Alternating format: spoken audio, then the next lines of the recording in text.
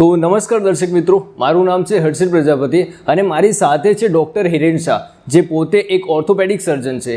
તો sir, first of all મારો એક જ ક્વેશ્ચન છે, why you become a orthopedic surgeon? તમારી પાસે ઘણા બધા ઓપ્શન હશે કે તમે ગમે તે પ્રકારના સર્જન બની શકતા હતા, તો સર તમે ઓર્થોપેડિક સર્જન જ કેમ બન્યા? નાનપણથી જ ભણવામાં હોશિયાર હોઈએ એટલે ફેમિલી બધા મેમ્બર્સને ડૉક્ટર બનાવવાની ઈચ્છા હોય એટલે સૌથી પહેલાં મહેનત કરીને MBBSમાં એડમિશન લીધું, BJ medical college civil hospital Ahmedabad. MBBSના અભ્યાસ દરમિયાન સર્જિકલ બ્રાન્ચ પ્રત્યે ક્રેઝ વધારે રહ્યો, મેડિસિન બ્રાન્ચ ઓછી ગમતી હતી. પછી સર્જિકલ બ્રાન્ચમાં બી ડ્યુરિંગ ઇન્ટર્નશીપ ઓર્થોપેડિક સર્જરી જોઈ ત્યારે એવું લાગ્યું કે આમાં વધારે મજા આવશે અને પોસ્ટ ગ્રેજ્યુએશન માટે એડમિશન માટેની એક્ઝામમાં બહુ સારો સ્કોર આવવાથી બધી જ બ્રાન્ચ મળતી હતી. બરાબર. તો પછી ઓર્થોપેડિક સર્જન બનવાનું નક્કી કર્યું. સર, મોસ્ટ ઓફ હાડકાના રોગ કેલ્શિયમ અને વિટામિન D3ની ઉણપને કારણે થતા હોય છે, તો આપણા શરીરની અંદર કેલ્શિયમ અને વિટામિન D3નો શું રોલ છે? કેલ્શિયમ અને વિટામિન D3 બંને બહુ અગત્યના છે હાડકાની સારી હેલ્થ માટે.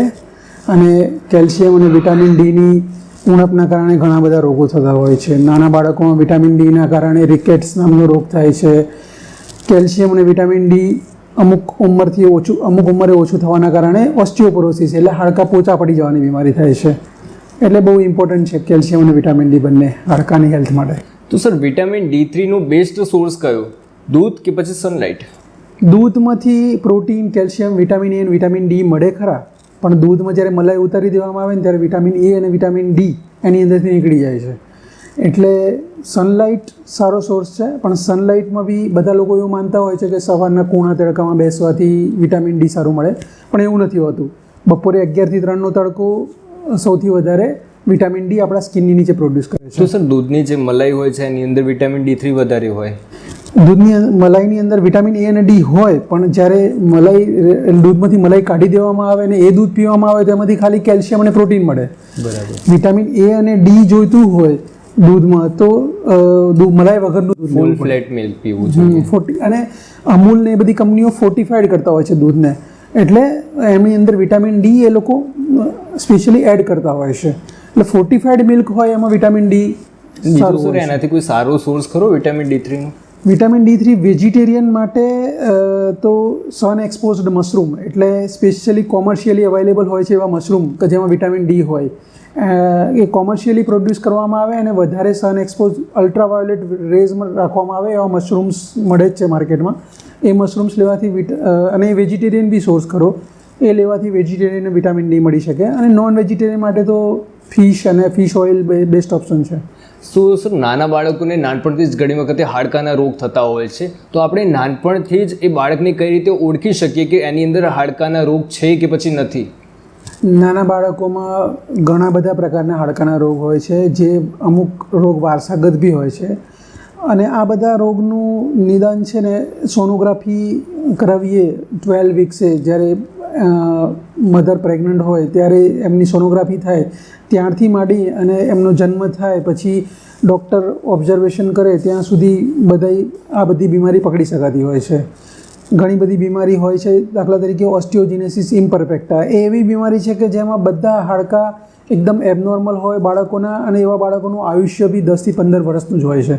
એટલે આવી બીમારી પ્રેગ્નન્સી દરમિયાન સોનોગ્રાફીમાં ખબર પડી જાય કે પછી એના રિપોર્ટ્સથી ખબર પડી જાય તો આવી પ્રેગ્નન્સીને ટર્મિનેટ બી કરી શકાય.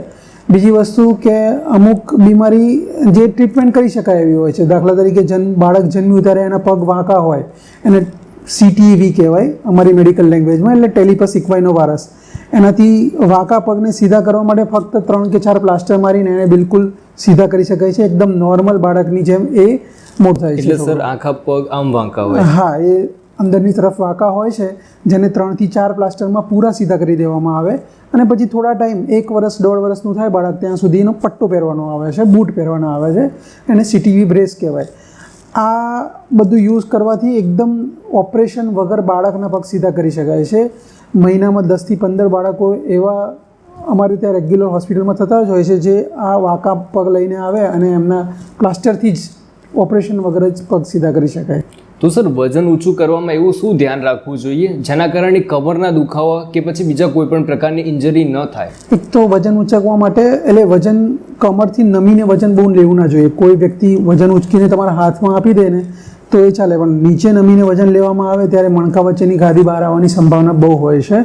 જે લોકો રેગ્યુલર વજન ના ઉઠાવતા હોય એ લોકો કોઈ દિવસ અચાનક વજન ઉંચકી લે તો એમને તો ખાસ પ્રોબ્લેમ થવાની શક્યતા રહે સર છે. એવું કોઈ પ્રમાણ હોય જેમ કે હું 50 કિલોનો તો મારાથી આટલું જ વજન ઊંચું કરાય, આનાથી વધારે વજન ઊંચું ના કરાય? એવું પ્રમાણ નથી, પણ આદત ઉપર છે. ઓછા વજનવાળો વ્યક્તિ વધારે એની જો રેગ્યુલર હેબિટ હોય તો એ વધારે વજન બી ઉચકી શકતો હોય. એની ડેઇલી પ્રેક્ટિસ ઉપર ડિપેન્ડ કરે છે. તમે જે વસ્તુ રોજ રેગ્યુલર ના કરતા હોય અને તમે અચાનક કરો, દાખલા તરીકે તમે એક્સરસાઇઝ બિલકુલ ના હોય અને પછી એકદમ વધારે વજન ઉઠાવી લો તો પછી એમને ગાદીનો પ્રોબ્લેમ થવાની શક્યતા વધારે હોય છે. કારણ કે નોર્મલ મસલનો ટોન જે ઓછો હોય અને પછી વધારે વેટ લિફ્ટ કરવામાં આવે તો બધું વજન એ મણકા વચ્ચેની ગાદી ઉપર આવે. તો સર આજકાલ જીમનો ક્રેઝ વધી રહ્યો છે. લોકો જીમમાં હેવી એક્સરસાઇઝ કરે છે, હેવી વેઇટ ઉઠાવે છે. લોકો 120 કિલો, 150 કિલો, 170 કિલોના ડેડલિફ્ટ મારી રહ્યા છે, જેના કારણે એમના શોલ્ડરમાં દુખાવો, સ્નાયુઓ સકડાઈ જવા અને કમરના દુખાવા જેવી તકલીફો ઊભી થાય. એ લોકોને તમે શું કહેવા માગશો? બસ એ લોકોને એવું જ કહેવાનું છે, એક તો પ્રોપર ગાઈડલાઇન્સમાં એક્સરસાઇઝ કરવી જોઈએ, જીમ ટ્રેનરની પ્રોપર સલાહ લેવી જોઈએ. બીજી વસ્તુ કે કોઈ બી વસ્તુનો પ્રોગ્રેસ સ્ટેપ બાય સ્ટેપ હોવો જોઈએ. તમે અચાનક વજનમાં વધારો કરો એ યોગ્ય નથી. અને ત્રીજી વસ્તુ કે સૌથી પહેલાં વોર્મઅપ એક્સરસાઇઝ, જીમમાં ગયા પછી વોર્મઅપ એક્સરસાઇઝ 10 થી 15 મિનિટ કર્યા પછી જ વેટ લિફ્ટિંગ એક્સરસાઇઝ કરવી જોઈએ. Like running, walking? હા, વોર્મઅપ એક્સરસાઇઝમાં મસલ ટોન આપણો ઇન્ક્રીઝ કરવાનો છે, જેથી આપણે step by step weight lifting કરી શકીએ. એટલે વોર્મઅપ એક્સરસાઇઝમાં સ્ટ્રેચિંગ આવી જાય, પછી કાર્ડિયક એક્સરસાઇઝ આવે અને એ રીતે એક્સરસાઇઝ કરી શકે. તો કાર્ડિયો તો સર હાર્ટ માટે પણ સારો ને? કાર્ડિયો હાર્ટ માટે સારું. બરાબર. અને ધીમે ધીમે વેટ ઇન્ક્રીઝ કરી weight શકાય. ડેડલિફ્ટથી મણકા ઘસાઈ જાય ખરા? ડેડલિફ્ટ મારવાથી મણકા ઘસાઈ જાય એવું નથી, પણ એ પ્રોપર વેમાં સ્ટેપ બાય સ્ટેપ વધારો કરીને કરવામાં આવે તો મસલની સ્ટ્રેન્થ મળી જાય. પણ એ મસલની સ્ટ્રેન્થ મેળવવા માટે પછી આપણે કંઈ ગાદીને નુકસાન નથી કરતા, એનું બરાબર ધ્યાન રાખવું પડે. તો સર એવી કઈ ખરાબ આદતો છે જેના કારણે હાડકાં આપણા નબળા પડી જતા હોય છે ને શરીરમાં શક્તિ નથી રહેતી? સૌથી ઇમ્પોર્ટન્ટ છે બેલેન્સ ડાયટ, સમતોલ આહાર. સમતોલ આહાર ના લેવામાં આવે, જંક ફૂડ્સ ખાવામાં આવે, બધા જંક ફૂડ ખાય એમાં ફેટ અને કાર્બોહાઈડ્રેટ્સ જ હોય છે, પ્રોટીન હોતું નથી. પ્રોપર બેલેન્સ ડાયટ લેવામાં ના આવે તો શરીરમાં nutrition, vitamin B12, vitamin D એ બધા ના મળે. તો પ્રોપર ન્યુટ્રિશન ના હોવાના કારણે બોડીની કેપેસિટી એવી ના હોય. તો સર આજકાલ યંગ જનરેશનની અંદર કમરના દુખાવાના કેસીસ વધી રહ્યા છે, તો સર એનું શું કારણ? પ્રોપર બેસવાની પોઝિશન, પ્રોપર પોસ્ચર્સ, દરેક મતલબ વાંચતી લખતી વખતે કે પોતાનું વર્ક પ્લેસ પર કામ કરતી વખતે પ્રોપર પોઝિશન કમરની ને બધી ના રાખવામાં આવે. વાંચવાની પોઝિશન હોય તો ટેબલ અને ખુરશીની હાઇટ પ્રોપર હોવી જોઈએ. તો બેકની પોઝિશન પ્રોપર ના રાખવાના કારણે બેકએક થાય. બીજી વસ્તુ કે સેડેન્ટરી લાઈફસ્ટાઈલ, આળસું જીવન થઈ ગયું છે બધાનું, એટલે એક્સરસાઇઝ ઓછી હોય એના કારણે બી બેકના પ્રોબ્લેમ વધી ગયા છે. બેસ્ટ પોસ્ચર કયો બેક માટે? બેક માટે જેને બેક પેઇન રહેતું હોય એના માટે બેક સપોર્ટનો યુઝ કરવો, અને બાકી તો સ્ટ્રેટ બેસવું અને કમરથી નમેલા ના બેસવું. રીડિંગ, રાઇટિંગ, કોમ્પ્યુટર વખતે યુઝ કરતી વખતે પ્રોપર ટેબલ અને હાઇટ ચેરની પોઝિશન પ્રોપર હોવી જોઈએ. એટલે તમારા અર્ગોનોમિક પોસ્ચર્સ હોવા જોઈએ જેનાથી તમારે ડોકનો દુખાવો કે કમરનો દુખાવો ના થાય. તો સર ઘણા લોકોને મેં જોયા છે તો એ ચાલતા હોય ને ત્યારે આમ કમરથી નમીને ચાલતા હોય છે, તો એનું સર શું કારણ? એ હેબિટ થઈ ગયું એના લીધે? હા, એ હેબિચ્યુઅલ બી હોઈ શકે અને એમના બોન્સ જે મણકા છે એમાં કાઇફોસિસ ડેવલપ થઈ હોય કે વિટામિન D, વિટામિન કેલ્શિયમ એ બધાની ડેફિશિયન્સી અમુક એજ થઈ હોય, જે 45-50ની આસપાસ, તો એમના બોનમાં ઓસ્ટિયોપોરોસિસ, મણકામાં ઓસ્ટિયોપોરોસિસ થઈ ગયું હોય, એના કારણે એમના સ્પાઇનમાં વેજિંગ થઈ ગયું હોય, એટલે આગળની બાજુથી સ્પાઇન થોડા હાઇટમાં ઓછા થઈ ગયા હોય, એટલા માટે એ લોકો મેં જોયું ને વધારે ઉંમરવાળાની, નાની ઉંમરવાળા લોકોને બી એવું હોય. તો એ નાની ઉંમરવાળા બેડ હેબિટ્સ ડેવલપ થઈ ગઈ હોય, સૂતા સૂતા ટીવી જોવાનું, સૂતા સૂતા મોબાઈલ જોવાનું, આ બધી બી બેડ હેબિટ્સ હોય છે. પછી એ ઓકવર્ડ પોઝિશનમાં વારંવાર બેસી રહેવામાં આવે તો બેકનું પોસ્ચર બદલાઈ જતું હોય છે. બરાબર. તો સર નાનપણથી ઘણી બધી સલાહો સાંભળતા હોય છે. ઘણા લોકો કહેતા હોય છે કે ગરમ પાણીથી શેક કરવો જોઈએ, ઘણા લોકો કહેતા હોય છે કે બરફથી શેક કરવો જોઈએ. તો શેક કરવો શેનાથી, ગરમ પાણીથી કે પછી બરફથી? તમને કોઈ ઇન્જરી થઈ હોય અને એમાં એ જગ્યાએ સોજો આવ્યો હોય તો સોજો અને ઇન્જરી હમણાંની જ હોય 48 કલાકથી ઓછા સમયની, તો એમાં બરફ ઘસવો જોઈએ. પણ જે લાંબા ટાઈમની બીમારી હોય ને એમાં સોજો ના હોય તો ગરમ પાણીનો બી શેક કરી શકાય. એટલે બંનેનું યુઝ કેસ અલગ અલગ છે. હા, બંનેનો યુઝ અલગ છે. અને જો લોંગ ટર્મ માટે જો આપણે પેઇન રહેતું હોય તો એની અંદર ગરમ પાણીનો શેક બેટર રહે? ગરમ પાણીનો શેક લોંગ ટર્મના પેઇન માટે કરી શકાય, પણ દરેક પેઇન અલગ અલગ હોય છે અને એના માટે ડૉક્ટરનો કન્સલ્ટ કરીને કરવું વધારે સારું. તો સર ઘણી વખતે સાંભળતા હોઈએ છીએ કે ઊંઘવામાં એવું આવી ગયું તો નસ ચોંટી ગઈ. તો નસ ચોંટી કઈ રીતે જતી હોય છે? એના ઘણા બધા કારણો હોય છે. અમુક જે લોકો ટીચર્સ છે, જે લોકો ડ્રાઈવર્સ છે, જે ડોક નમાઈને સતત અથવા તો ડોકની એકની એક પોઝિશનમાં જે લોકોને પ્રોફેશનના રિલેટેડ ડોકનો પકડાઈ જતી હોય છે. ઘણા લોકો વધારે પડતું ઓશિકું યુઝ કરતા હોય છે, 2 અથવા તો 3 પિલો યુઝ કરતા હોય છે. એટલે હાઇટવાળા ઓશિકા. હા, હાઇટવાળા ઓશિકા યુઝ કરતા હોય છે, એમને બી ડોક પકડાઈ જાય છે. ઘણા છોકરાઓ વાંચવામાં સુધા વાંચતા હોય, એ સુધા મોબાઈલ જોતા હોય, ડોકની પ્રોપર હેબિટ્સ ના રાખતા હોય, એ બધાને બી ડોક પકડાઈ જતી હોય છે, જેને આપણી સાદી ભાષામાં કોયલી કહેતા હોઈએ છીએ. એના માટે ટ્રીટમેન્ટમાં નેક આઇસોમેટ્રિક નેક એક્સરસાઇઝ, સર્વાઇકલ ટ્રેક્શન, નેક બેલ્ટ બી આવે છે ને સાહેબ, એ પહેરાય? હા, નેક સર્વાઇકલ કોલર આવે છે, એ યુઝ કરી શકાય. અને આઇસોમેટ્રિક નેક એક્સરસાઇઝ હોય, સર્વાઇકલ ટ્રેક્શન, એક ફિઝિયોથેરાપી હોય, આ બધું લઈ શકાય, એનાથી રિલીવ થાય. અને મેડિસિન્સમાં મસલ રિલેક્સન ટેબ્લેટ લઈ શકાય. અને સર બીજું નસ દબાઈ જવી અને નસ ચોંટી જવી, એ બંનેમાં ફરક ખરો કે? એટલે નસ ચોંટી જવી એટલે કોયલી, કે જેમાં આપણી ચેતાતંતુના જે નસો હોય એ ઇરિટેટ થવાના કારણે મસલ સ્પાઝમમાં જતા રહે, અને મસલ સ્પાઝમમાં જતા રહે એટલે મસલનું ટોન વધી જાય, એના કારણે નસ ચોંટી જવાનું ફિલિંગ આવે.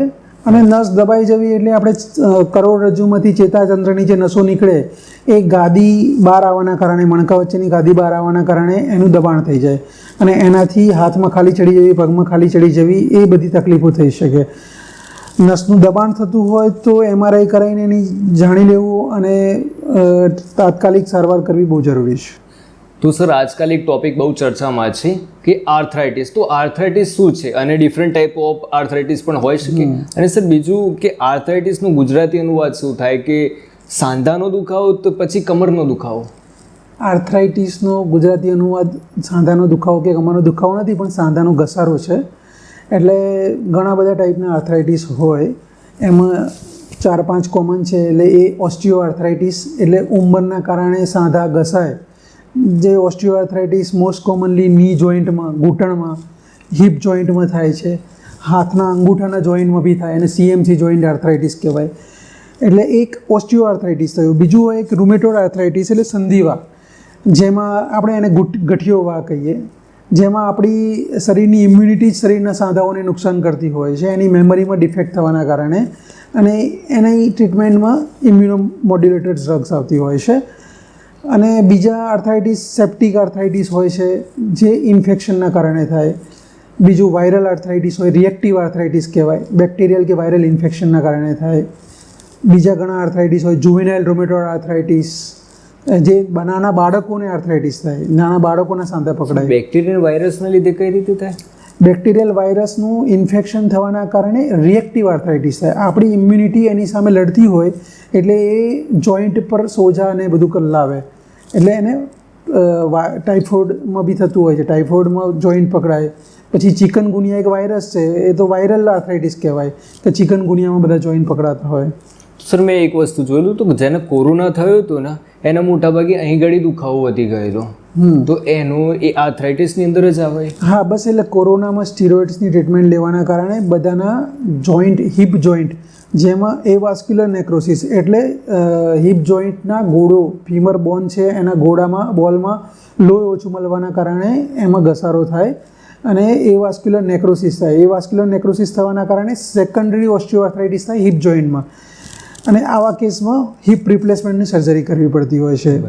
કોરોના પછી લગભગ ઘણા બધા દર્દી એવા છે, અમારી જ હોસ્પિટલમાં 30 થી 40 દર્દી એવા છે જેના બંને પગના બોલ ખરાબ થઈ ગયા છે અને બંને પગ નવા બોલ નાખ્યા છે અને ટોટલ હિપ રિપ્લેસમેન્ટ બાયલેટરલી કર્યું છે, પણ બધા જ દર્દી સરસ રીતે ચાલતા. બોલ નવા નાખવા એનો મતલબ એટલે જોઈન્ટ રિપ્લેસમેન્ટ, હિપ જોઈન્ટના સોકેટ અને ફીમર બોનનો હેડ પાર્ટ એ બંનેનો ખરાબ થવાના કારણે એનો ખરાબ થયેલો પાર્ટ રિમૂવ કરવામાં આવે, એનું હેડ બી કાઢી નાખવામાં આવે અને સોકેટનો ખરાબ ભાગ હોય એને રિમ કરી દેવામાં આવે.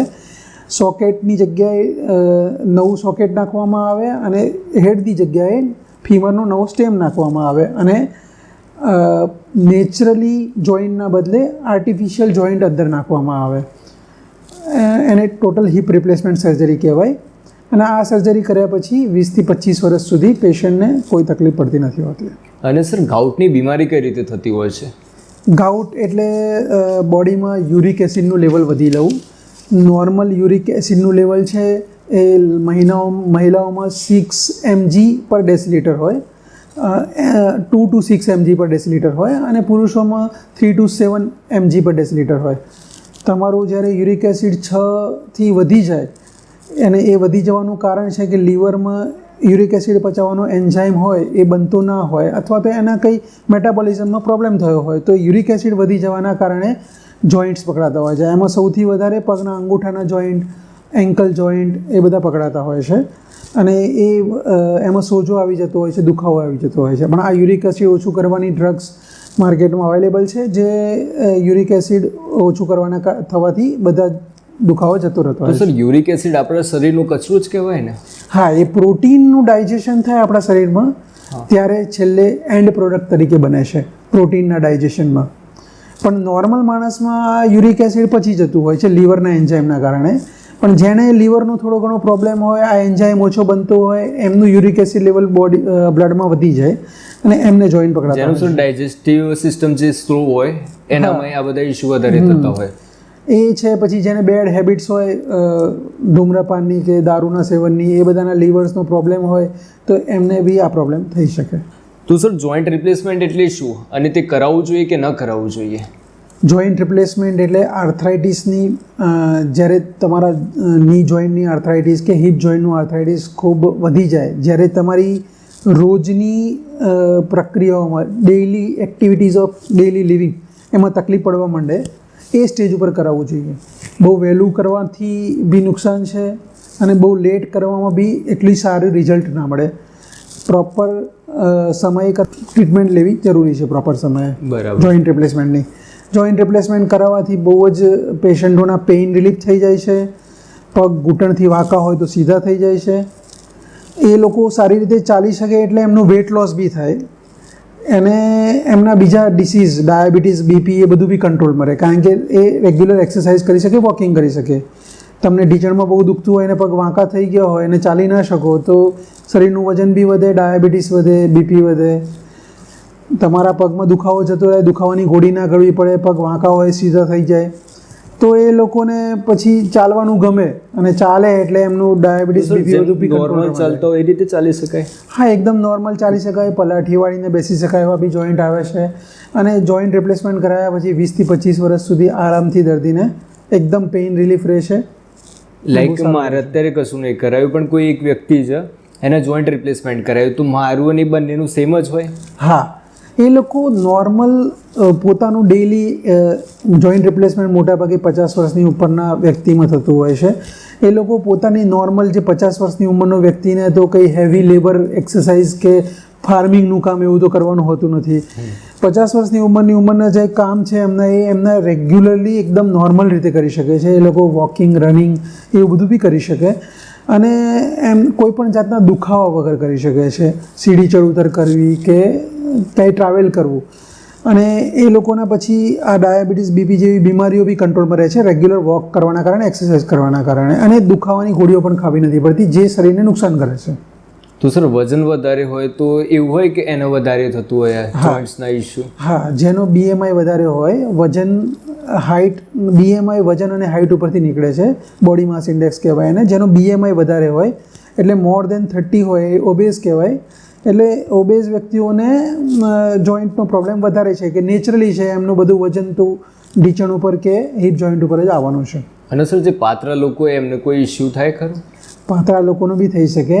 એકચ્યુઅલી એક જ ફેક્ટર નથી હોતું વજન, એમની પ્રોપર આદતો ના હોય, વધારે પલાઠી વાળીને બેસતા હોય, ઊભા પગે વધારે બેસતા હોય, જેને જીનેટિક્સમાં જ બોન એવા હોય કે જોઈન્ટ્સ એવા હોય કે જેમને ઘસારો થવાનો છે, મધર ફાધરને છે તો એમને બી વારસામાં આવી શકે. એટલે જીનેટિક ફેક્ટર્સ બી હોય, વજનનું બી ફેક્ટર હોય, બીજી બીમારીઓના બી ફેક્ટર હોય, આદતોનું બી ફેક્ટર હોય, અને પ્રોપર ડાયટ બી ના લેતા હોય કે બેલેન્સ ડાયટ ના લેતા હોય, એ લોકોના બી થઈ શકે. તો ઘણા લોકો સર આર્મીની તૈયારી કરતા હોય તો સવાર સાંજ દોડ કરતા હોય છે, તો એમના પણ જોઈન્ટ્સ ઘસે છે.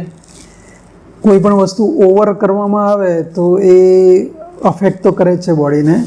ટેમ્પરરી પીરિયડ માટે વધારે પડતું એગ્રેસિવ વર્ક કરવામાં આવે તો એ થોડું ઘણું નુકસાન તો કરે જ. તો સર જોઈન્ટ્સને હેલ્ધી કઈ રીતે રાખી શકાય? એક તો બેલેન્સ ડાયટ લેવાનું, સમતોલ આહાર લેવાનો, બીજું રેગ્યુલર એક્સરસાઇઝ કરવાની.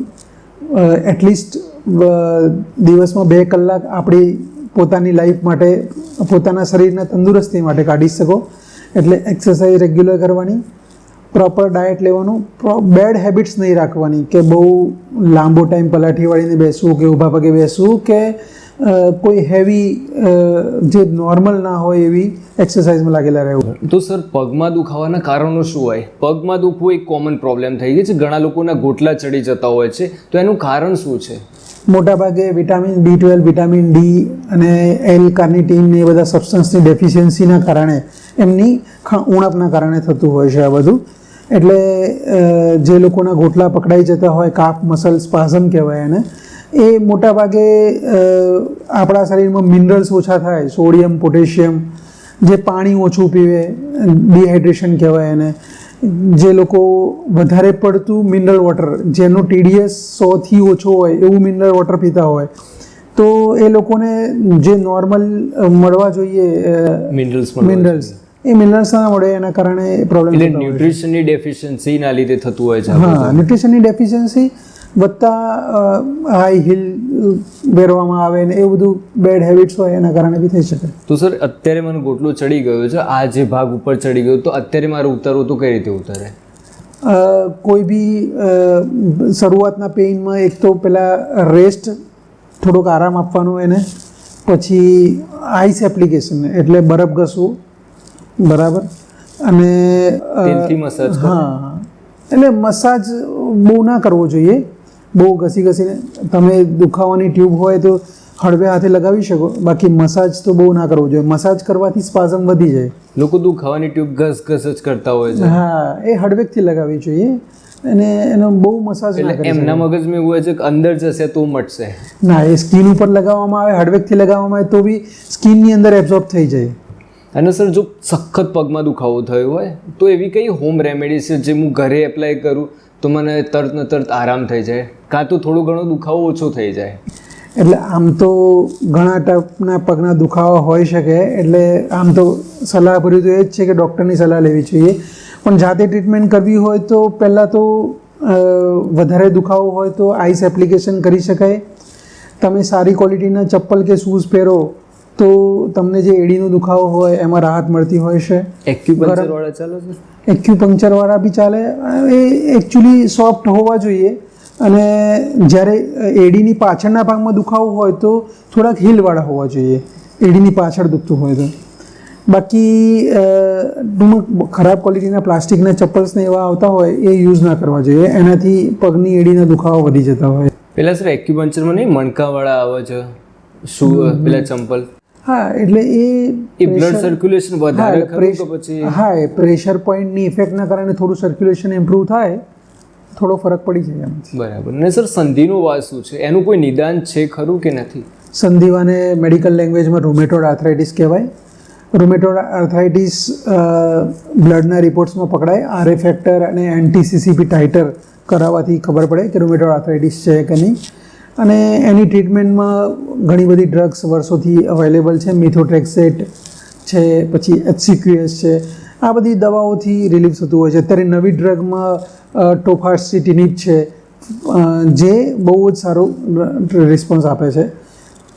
આયુર્વેદિક, હોમિયોપેથિક દવાઓ ઘણા દર્દી લેતા હોય છે, પણ એનાથી રિલીફ નથી થતો. આ તો ડિસીઝ મોડિફાઈંગ ડ્રગ એલોપેથીમાં જે આવે આ મિથોટ્રેક્સેટ અને એસિક્યુએસ એનાથી રોગ કંટ્રોલમાં રાખી શકાય. આ રોગમાં એવું છે કે આપણા શરીરની ઇમ્યુનિટી આપણા જ જોઈન્ટને દુશ્મન સમજીને એની પર અટેક કરે છે, એટલે આપણા જોઈન્ટમાં સોજા આવી જાય છે. સવારના મોર્નિંગમાં નાના નાના સાંધા, આંગળીઓના સાંધા, પગના સાંધા સિમેટ્રિકલ ઇન્વોલ્વમેન્ટ થાય, એટલે રાઈટ સાઈડનું પકડાય તો લેફ્ટ સાઈડનું બી પકડાય, બધા સાંધા પકડાય અને સાંધામાં સોજા આવી જાય.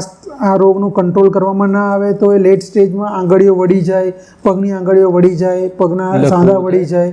ના, લખવો તો નથી થઈ જતો હતો, પણ એટલી બધી જોઈન્ટ્સ એટલા બધા ડિફોર્મ થઈ ગયા હોય કે સારી રીતે વ્યક્તિ ચાલી ના શકે, થોડુંક પણ મતલબ રોજની એક્ટિવિટી કરવા માટે બી ચાલી નથી શકતા હોતા. તો સર ઘણી વખતે કેવું થતું હોય છે કે કોઈ વ્યક્તિ છે સેમ સિચ્યુએશનમાં 20 થી 30 મિનિટ સુધી બેસી રહ્યો તો એને ખાલી ચડી જતી હોય છે, પગમાં લાગે કે ધ્રુજારી કે કીડીઓ ચડતી હોય એવું લાગતું હોય છે, તો એનું કારણ શું છે? પણ એ નેચરલ પ્રોસેસ છે. 30 મિનિટ એકને એક પોઝિશનમાં બેસી રહો તો આપણા પગની સાયટિક નર્વ હોય થોડી કમ્પ્રેસ થઈ જાય, થોડી દબાઈ જાય, એટલે પગમાં ખાલી ચડી જાય. એકદમ નોર્મલ છે, એના માટે કંઈ ટેન્શન કરવાનું. તો સર નેચર આપણને સાઇન આપે છે કે ભાઈ તું ઊભો થઈ જા. હા, એકને એક પોઝિશનમાં ના બેસી રહું એ જ છે, પ્રોપર છે. એટલે આપણી અંદર બધા સેન્સર ને એવી સિસ્ટમો મૂકેલી છે. આમાં આપણે બધા જ જોઈન્ટ્સ છે આપણા શરીરના કે બધી વસ્તુનો બધી જ ડાયરેક્શનમાં સમતોલ ઉપયોગ થાય એ વધારે સારું. પછી બહુ બેસી રહેવાનું, બહુ ઊભા રહેવાનું, બહુ ઉભળક પગે બેસી રહેવાનું, બધું બહુ કરવામાં આવે તો એ બધું નુકસાનકારક જ છે. બરાબર. બધું બેલેન્સ મુવમેન્ટ થાય, બધી જ ડાયરેક્શનમાં માપની મુવમેન્ટ થાય, એ બહુ સારું અગત્યનું છે. તો સર ઘણા લોકો કેવું દુખાવાની ગોળી ડૉક્ટરને બતાવ્યા વગર ડાયરેક્ટ મેડિકલ સ્ટોર ઉપરથી લઈ લેતા હોય છે, તો એ સારી વસ્તુ છે કે ખોટી વસ્તુ છે? બહુ જ ખરાબ આદત છે. હવે ડાયક્લોફેનેક જેવી ડ્રગ્સ બધા લોકો કે દુખાવાની 1 રૂપિયાવાળી ગોળી આપો એમ કરીને બધા મેડિકલ સ્ટોરમાં લઈ લે છે, લીલા પત્તાવાળી. પણ હવે એ તમારી કિડનીને કેટલું નુકસાન કરે છે એ તમને એનો અંદાજ નથી. એ બહુ જ નુકસાનકારક ડાયક્લોફેનેક ડ્રગ છે. એટલે ડૉક્ટરની સલાહ વગર એ રીતે medicines, over the counter medicines ના લેવી જોઈએ.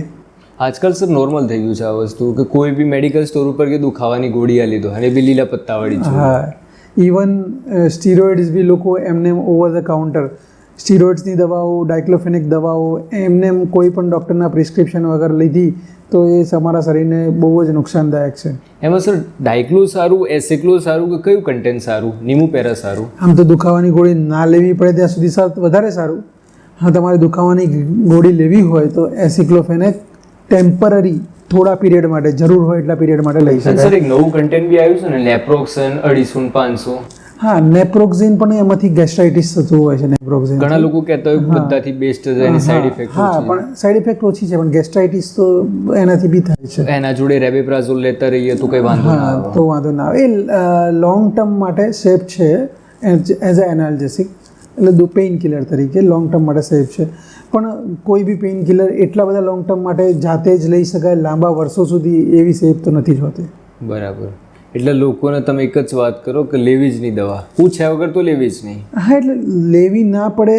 જે વસ્તુની ટ્રીટમેન્ટ થઈ શકે એવી હોય અને પેઇન કિલર તો ટેમ્પરરી હોય કે જે તમારો ટેમ્પરરી રિલીફ કરવા માટે હોય, પણ રોગનું નિદાન કરી દેવામાં આવે, એની ટ્રીટમેન્ટ કરી દેવામાં આવે. દાખલા તરીકે ઢીંચણનો ઘસારો છે તો વર્ષો સુધી 5 વર્ષ સુધી મેડિસિન્સ લઈને કિડની ખરાબ થાય અને આપણે જીવનું જોખમ થાય એના કરતાં પ્રોપર સમય આવી ગયો, પ્રોપર સ્ટેજ આવી ગયો તો જોઈન્ટ રિપ્લેસમેન્ટ કરાવીને કોઈ પણ દવા ના લેવું વધારે સારું છે.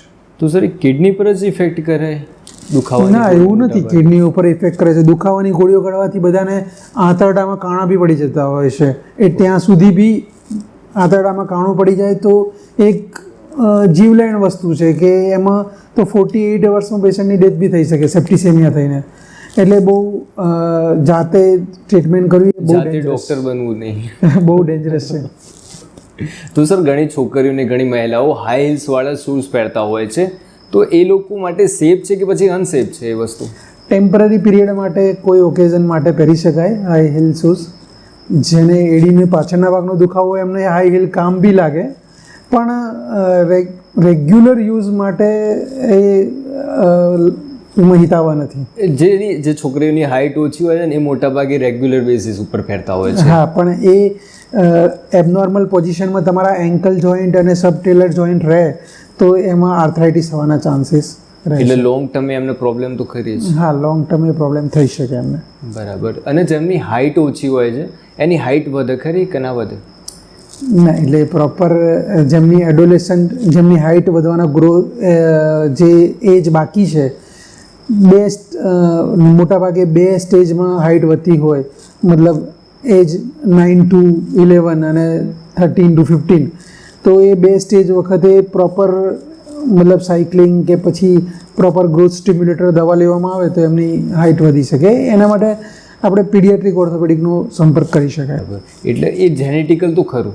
હા, જેનેટિકલ તો જ્યારે આપણે ગ્રોથ થવાનો બાકી હોય ત્યારે. એટલે જ્યારે નાનપણની અંદર જ તમારે એનું જે નિદાન કરવાનું એ નિદાન કરી લેવું જોઈએ. લાઈક 25 થી 30 વર્ષ પછી કશું જ ના થાય.